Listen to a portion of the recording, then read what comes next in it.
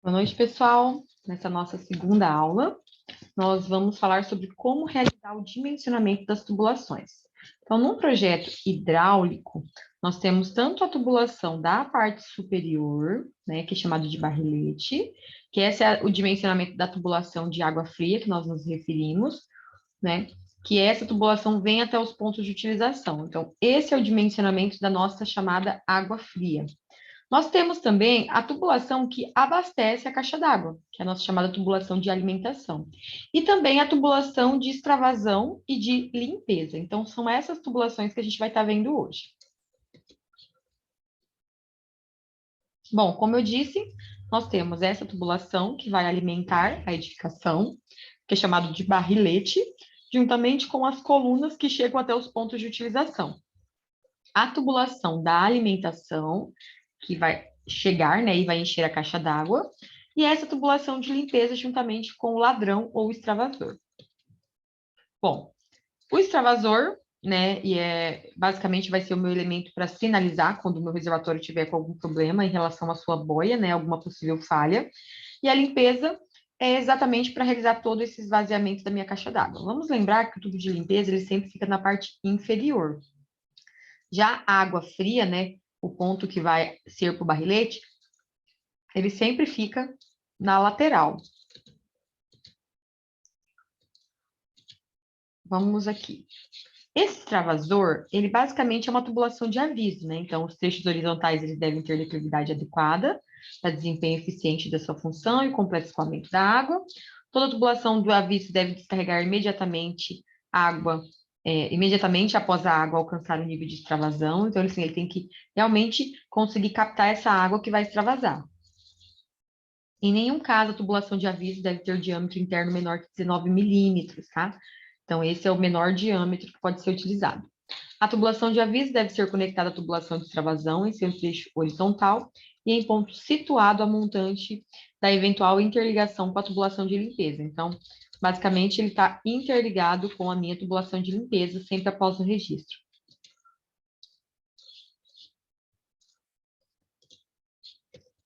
Lembrando que, geralmente, o diâmetro nominal que é usado para a tubulação de aviso ou extravasor é de 20 milímetros, tá, pessoal? É porque a função dele é só sinalizar, né? Então, a partir do momento que você está enchendo a caixa d'água, ele vai só sinalizar que está tendo algum tipo de problema. Já o extravasor, né? Então, aviso ou extravasor, que seriam os mesmos elementos, né? O aviso ele vai só sinalizar, mas se você fala que o seu aviso também é um extravasor, então ele tem que ter essa capacidade de avisar, né, e extravasar esse excesso de água. Então, quando a tubulação do extravasor for usada no reservatório, seu diâmetro interno deve ser dimensionado de forma a escoar o volume de água em excesso. Então, assim, o mínimo é esses 20 milímetros, né? Só que é interessante você dimensionar por que motivo? Porque ele precisa ter essa capacidade de escoar essa água, né? Então, recomenda-se que o diâmetro da tubulação de extravasão seja sempre maior que o diâmetro da alimentação.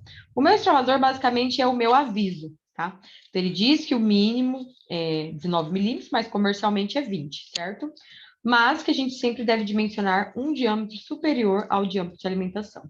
Então, se a minha alimentação, por exemplo, tem 20 milímetros, eu coloco o extravasor ou limpeza, extravasor ou aviso de um diâmetro superior, então, de 25. Para o dimensionamento da minha tubulação de limpeza, né, nós temos uma forma que a gente deve utilizar. Sempre a tubulação de limpeza deve ter aquele registro de fechamento, tá? E ela tem que ter uma capacidade de liberar essa água num determinado tempo para que não demore tanto esse processo de limpeza, tá? Então, ela deve sempre, quando for fazer a limpeza dessa caixa d'água, ela sempre deve jogar essa água em local adequado. Recomenda-se uma limpeza de pelo menos uma vez ao ano. E a forma que a gente utiliza para dimensionar essa tubulação é essa daqui, onde a gente vai calcular a área da seção transversal do meu tubo, tá? Toda vez que a gente vai fazer uma limpeza da caixa d'água, a gente estima que o máximo de tempo para esvaziar é de 2 horas, até porque se você pega um reservatório muito grande, e ele leva muito tempo, isso tem todo um transtorno de utilização da edificação, né? Então, recomenda-se que ele consiga esvaziar num período de 2 horas, tá?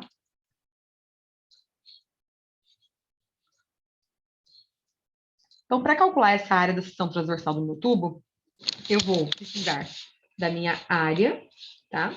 Quem que é essa área? A área superficial de cada compartimento do meu reservatório, tá? Então, a minha área da, da base do meu reservatório, tá? Esse H é a altura da lâmina d'água acima da saída, e o T é o tempo de esvaziamento, que a gente considera um tempo de 2 horas. A partir do momento que a gente encontrou essa área da seção transversal do tubo, a gente pode usar nessa forma e encontrar o diâmetro. Então, 4 vezes a área da seção transversal dividido por π, tiramos a raiz, a gente encontra o diâmetro de tubulação de limpeza.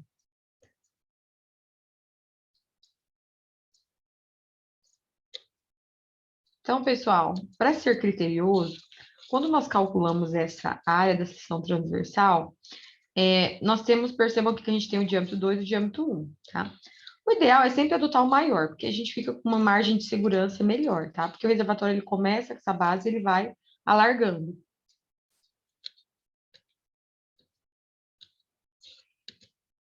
Então, nesse caso aqui, o nosso reservatório, a gente usou o diâmetro superior. Aqui foi colocada a fórmula da área da circunferência, né? Que é π vezes o diâmetro sobre 2 ao quadrado, que nada mais é o diâmetro, diâmetro sobre 2, é o nosso raio, né? Então, πr ao quadrado. O tempo de 2 horas e a altura da lâmina d'água. Essa altura, pessoal, é essa minha altura do reservatório, sem contar a tampa, tá? Então, quando a gente pegar um catálogo, é sempre essa altura sem a tampa. Encontrei essa área da seção transversal em metros quadrados. Substituí na fórmula de encontrar o diâmetro, a minha resposta deu em metros. Convertendo para milímetros, né? Então, para milímetros, a gente anda 3 casinhas. E aí, cheguei no valor de 14 milímetros. Considerando o reservatório aí de 1.000 litros que tenha essas dimensões comerciais. Bom, como conclusão, a nossa tubulação de limpeza ela precisa de um diâmetro de 14 milímetros ou superior. Mas, entretanto, em reservatórios de pequena capacidade, a tubulação de limpeza é geralmente ligada com a tubulação de extravasão. Então, assim, em residências, a gente faz esse procedimento de ligar as duas, né? Tem locais que eles fazem processos separados, tá? Bom, a gente encontrou 14 milímetros, certo? Para nossa limpeza, mas a gente sabe que esse valor não existe de forma comercial, então a gente precisa adotar um diâmetro comercial. Então, a princípio, a gente tem que ele comercialmente é 20 milímetros de diâmetro. Só que nós temos que levar em consideração que o diâmetro, né, ele precisa ser superior, né, o nosso extravasor, ele tem que ter um diâmetro superior à tubulação de alimentação, né? Então, aqui o extravasor nada mais é do que a minha limpeza também, né? Ele tem que ter esse diâmetro superior. Então, a gente pode reservar esse valor e calcular a alimentação para depois verificar qual foi o valor propriamente dito. Já o alimentador, para calcular ele, o diâmetro mínimo do meu ramal predial normalmente é 20 milímetros. A gente calcula a vazão, a área da seção do tubo e, consequentemente, o diâmetro, tá? Primeiramente, a minha vazão eu preciso calcular a partir do tipo de sistema. Então, se for um sistema de distribuição direta, a gente usa essa fórmula, que é onde a vazão é igual ao coeficiente de descarga multiplicado pelo somatório dos pesos, tirando a raiz.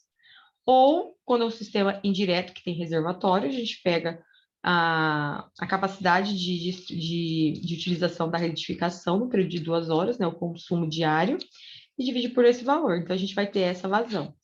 Então, admite-se alimentação contínua durante 24 horas ao dia, atendendo o consumo diário, tá? Então, a gente, para achar essa vazão, pega-se um consumo diário, consome 1.000 litros. 1.000 litros por isso é a nossa vazão. A velocidade, a gente sempre usa de 0,6 a 1 metro por segundo. É claro que precisa ser conferido com a concessionária. Mas, para ser mais criterioso, a gente pode até adotar o menor valor durante o cálculo, tá? Mas podemos andar entre esses dois valores. Bom, primeiramente, a gente encontrou a vazão, né? Devido ao consumo diário. Tendo a vazão e dividindo pela velocidade da água, a gente encontra a área da seção transversal necessária da tubulação. Tendo a área, a gente substitui nessa fórmula. Então, 4 vezes a área dividido por π, tiramos a raiz, temos o diâmetro mínimo. Ou podemos usar essa outra fórmula, onde nós temos vazão pela velocidade. Que vazão pela velocidade nada mais é do que a nossa área aqui. E aí a gente encontra o diâmetro mínimo. Também podemos fazer esse cálculo de diâmetro utilizando um ábaco, tá? Mas não é tão usual, né, os valores. Bom, pegamos esse exemplo aqui de alimentador predial. Então, a vazão, considerando o consumo de 1.000 litros, vazão, o consumo de 1.000 litros dividido por 86.400, cheguei nesse valor de vazão. Aqui a gente vai ter litros por segundo. Aí eu converti para metro cúbico por segundo, tá? Então, para converter metro cúbico por segundo, nós temos que lembrar que nós temos metro cúbico, né? Então, eles são 3 casinhas. A gente está saindo de litro para metro.